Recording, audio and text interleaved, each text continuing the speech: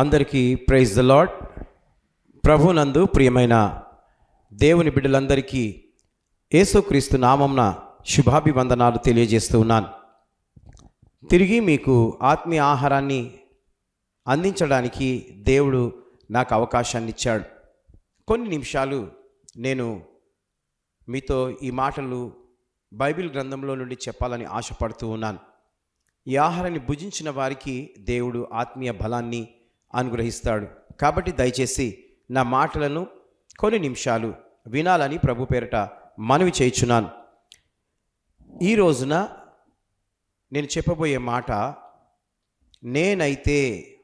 ఈ మాట కీర్తనల గ్రంథం 5వ అధ్యాయం 7వ వచనంలో వ్రాయబడి ఉన్నది. నేనైతే. ఇప్పుడు నేనైతే నేను ఏ విధంగా అనుకుంటున్నానో నీవు కూడా ఆ విధంగా అనుకోవాలి. కీర్తనల గ్రంథం 5:7వ వచనంలో నేనైతే మందిరములో ప్రవేశించదను. కీర్తనకారుడు అంటూ ఉన్నాడు. ఎక్కడ ప్రవేశిస్తున్నాడు ఆయన? మందిరములో ప్రవేశిస్తున్నాడు. ఈ రోజున మందిరాలలో క్రిస్మస్ జరిగినప్పుడు చాలామంది మందిరానికి రాని వారు కూడా వస్తారు. అనేక దూర ప్రాంతాల్లో నుండి కూడా మందిరానికి వస్తారు. చాలా మంచిది మందిరానికి రావడము. అది మనకు బైబిల్ వాక్యం నేర్పించింది. 6 దినాలు కష్టపడాలి, 7వ దినమున దేవుని మందిరంలో మీరు ఉండాలి. కానీ మనుషులమైన మనము ఆ మాటకు, ఆ వాక్యానికి విలువనివ్వకుండా కేవలము పండుగలు లేకపోతే జనవరి 1 రోజున మనము అడుగు పెడుతూ ఉంటాం, లేకపోతే గుడ్ ఫ్రైడే రోజున అడుగు పెడుతూ ఉంటాం, ఈస్టర్ రోజున అడుగు పెడుతూ ఉంటాం. అది చాలా తప్పండి. మీరు దేవునిలో బలపడాలి అని అంటే, మీ ఆత్మ దేవుని రాజ్యానికి వెళ్ళాలంటే, మీరు దేవుని ఆత్మ చేత బలపడాలంటే వాక్యం చాలా ప్రాముఖ్యమైనది. ఈ వాక్యము మనము ప్రతి ఆదివారము దేవుని మందిరంలో మనకు దొరుకుతుంది. కాబట్టి మనము మందిరంలోనికి ప్రవేశించి చక్కగా కూర్చుని వింటేనే తప్ప ఆ వాక్యం మనకు అర్థమవుతుంది. కనుక ప్రియమైనటువంటి దేవుని బిడ్డలారా, ఈ రోజున దేవుడు మరి ఈ మాట సెలవిస్తున్నాడు. దావీదు ఎక్కడికి వెళ్తున్నాడట? నేను దేవుని మందిరంలో ప్రవేశించదను.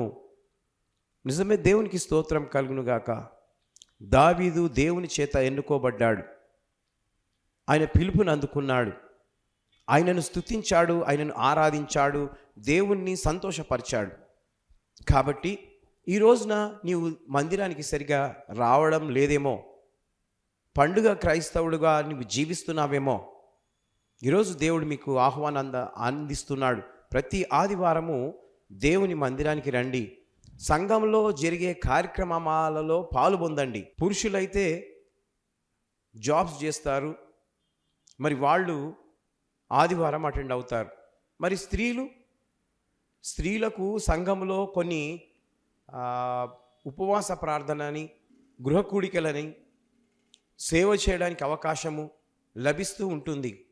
కాబట్టి ప్రార్థన చేసే స్త్రీలుగా మరి స్త్రీలందరూ కూడా సంఘానికి వస్తూ సంఘంలో జరుగుతున్న కార్యక్రమాలలో పాల్పొందుతూ సమయం దొరికినప్పుడల్లా తమ భర్తలతో సంఘానికి రావాలని, సంఘంలో మీరు ప్రార్థనలు చేయాలని ప్రభు పేరట మనవి చేయించు ఉన్నాను. అదే ప్రకారము అదే కీర్తన గ్రంథం 75వ అధ్యాయం 9వ వచనంలో నేనైతే నిత్యము స్తుతించెదను. కీర్తనకారుడు అంటున్నాడు, ఆయన ఎప్పుడు స్తుతిస్తాడట. నీవు స్తుతిస్తున్నావా?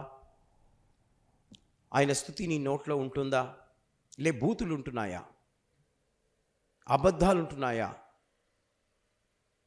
ఊరికే మాట్లాడడము, పనికిరాని మాట్లాడుతూ ఉన్నావా ఇతరులతో?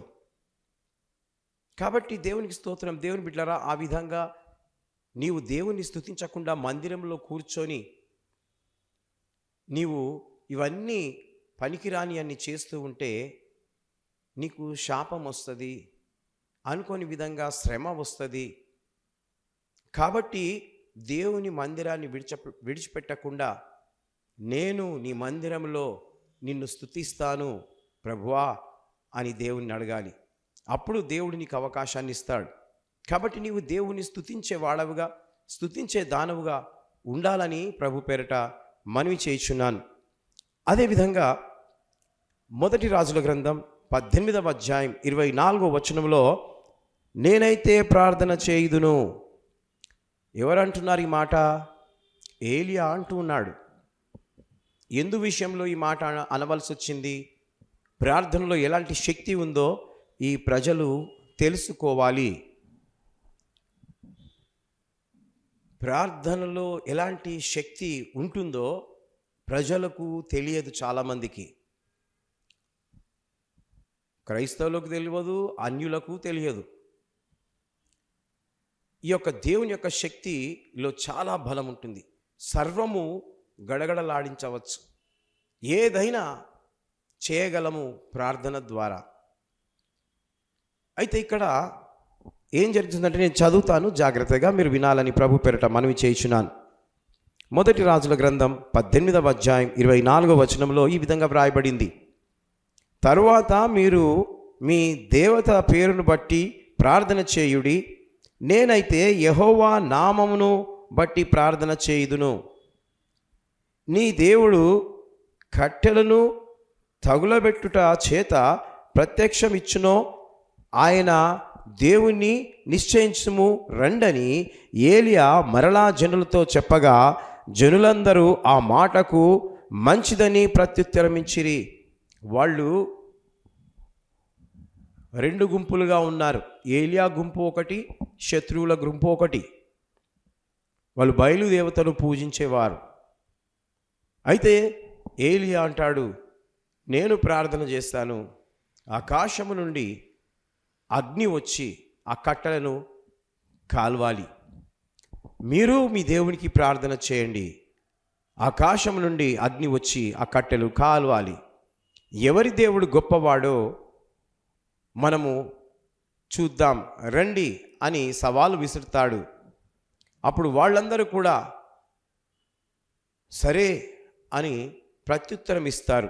అప్పుడు కట్టెలను పేర్చి వాటి మీద నీళ్లు పోసి అప్పుడు ప్రార్థన వాళ్ళు చేస్తారు. మొదట చాలాసేపు చేస్తారు, రొమ్ము కొట్టుకుంటారు, ఎన్నో తిప్పలు పడతారు, కానీ ఆకాశం నుండి అగ్ని రాదు. అప్పుడు ఏలియా అంటాడు, ఇక చాలించండి, ఇప్పుడు నేను నా దేవునికి ప్రార్థన చేస్తాను. అప్పుడు దేవునికి ప్రార్థన చేయగా ఆ యెహోవా దేవుడు, ఆ యేసుక్రీస్తు ప్రభుల వారు ఆకాశము నుండి అగ్నిని కురిపించి ఆ కట్టెలను ఆ రాళ్లను బుక్కునీలుగా చేసేస్తాడని వాక్యంలో వ్రాయబడ్డది చాలా చక్కగా. కాబట్టి యేసు ప్రభుల వారు శక్తిమంతుడు, మామూలు శక్తి కాదండోయ్, సర్వశక్తిమంతుడు. కాబట్టి మనము ఆయనకు ప్రార్థన చేయాలి.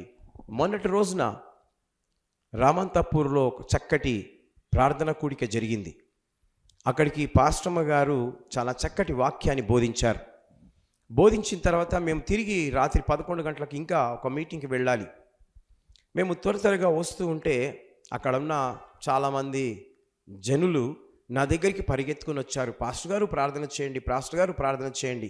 నేను అన్నాను, చూడమ్మా, నేను మళ్ళొకసారి వచ్చి నేను ప్రార్థన చేస్తాను, నాకు టైం లేదు, నేను అక్కడికి వెళ్ళి తిరిగి వాక్యం చెప్పాలి, నాకు టైం అయిపోయింది అని చెప్తూ ఉంటే ఆ అమ్మగారు, అయ్యగారు నాకు ఒక్క ఆమె కన్నా చెయ్యి అని తను కొంగేసుకొని నా ముందల మోకరించింది.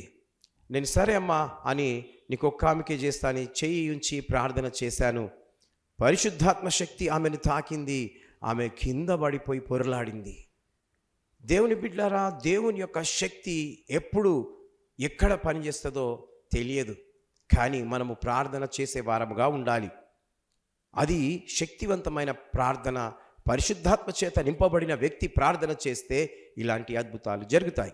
ఏలియా ప్రార్థన చేశాడు, ఆకాశం నుండి దేవుడు అగ్నిని కురిపించి అక్కడున్న ప్రజలందరి ఎదుట ఆ యొక్క కట్టెలను రాళ్లను కూడా బూడిద చేసేసినట్లుగా బైబిల్ గ్రంథంలో వ్రాయబడ్డది.